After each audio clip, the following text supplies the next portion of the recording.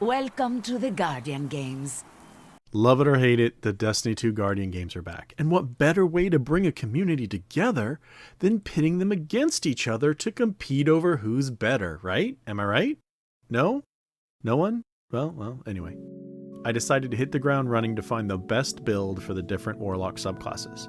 Now this is just a few hours into day 1, a little bit into day 2, and I'm sure all of this will change, so I will post update videos as better builds are discovered. But for now, this is what I found to help me collect laurels and gain those medals. I'm going to go through the subclasses from lowest to highest, but first I'm going to explain an ad farming tactic I like to call the honeypot. Others may call it something else, I don't know, because I'm too busy playing the game to know what everyone else does. But anyway, honeypot clearing consists of me using myself as bait to lure enemies into long burning grenades or melee encounters where I have the obvious advantage. Every Warlock subclass has a grenade, melee ability, or exotic armor piece that complements this method, and the healing well is what makes it even more powerful. The reason I'm explaining it now is because I'll refer to the honeypot a lot throughout this video. I'm going to kick this list off with Void, which is normally my favorite subclass across the board, but unfortunately not so much for Guardian games. Sure, Nova Bombs can absolutely wreck big enemies, and even groups of enemies when using top tree Nova Bomb that breaks into Seekers. However, if I'm going to use Void for laurel farming, I'm using Nova Warp. Nova Warp will let me roam and burst an area of effect around me as enemies charge, or drop a well and wait for enemies to come to me when there are a lot of them, and run a very destructive honeypot. It's almost as though the enemies are throwing their corpses and laurels at me the whole time. I also like to set up a honeypot using a healing well and fully charged vortex grenade. It's like enemies are just delivering the laurels to that spot.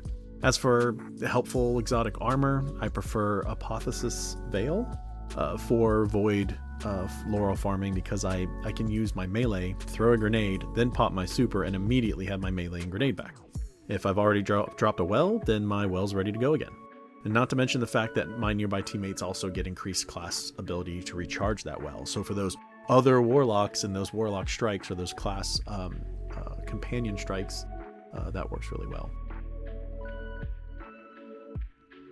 The solar subclass is interesting because there are a few nice options for generating laurels. If I'm using Well of Radiance, for example, I can use Sun Bracers to help me place several grenades around me within the well for maximum laurel delivery, or Phoenix Protocol to have that well back up quicker to maximize the frequency of honeypot clearing within my well. This can be great for places where enemies continuously spawn and zerg my location. Top and bottom tree Dawnblade are nice roaming supers that let me suck up laurels as I kill without having to search for missing motes like some of the others, as long as I don't try to throw the blades at enemies that are too far away. Bottom tree has the advantage of Phoenix Dive, so I can keep myself alive longer in honeypots and be more destructive in an area of effect when Dawnblade is active. For helpful exotics, as I mentioned, Sun Bracers with solar grenades for honeypots, or even Starfire Protocol with fusion grenades for taking out groups of enemies that stick together while I'm roaming, or when honeypots are not a wise tactic. I initially thought that Stasis would be the best subclass for laurel farming, especially since I keep getting bounties that either call for the use of Stasis or have Stasis as an option.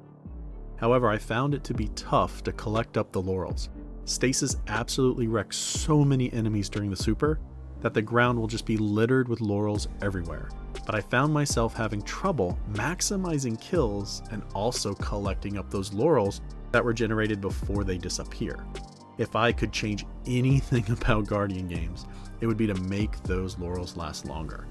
For Stasis, I like to use Cold Snap Grenade with Ice Flare Bolts to keep nearby enemies frozen, and Whisper of Shards to keep the grenade energy charged. I haven't really discovered a good honeypot for Stasis yet, but I do love using Necrotic Grip and Thorn for this build. Together it just adds up to a lot of death and destruction, but not always a ton of laurels. Well, that is, of course, until I pop my super, and then I just have to keep a good eye on where those laurels are dropping. And this leaves me with Arc, which was hands down the best laurel farm subclass for me in the first couple of days of Guardian games. I prefer Bottom Tree to give teammates Arc Souls, for the Landfall ability on Supercast, and the Charged Melee recharging my super, grenade, and melee abilities. The reason I do not choose Middle Tree with Chaos Reach is because Storm Trace lets me clear tons of ads while picking up the laurels the moment they drop. I'm not left searching around for missed laurels when the super ends. I'm just sucking them up as I plow through the ads.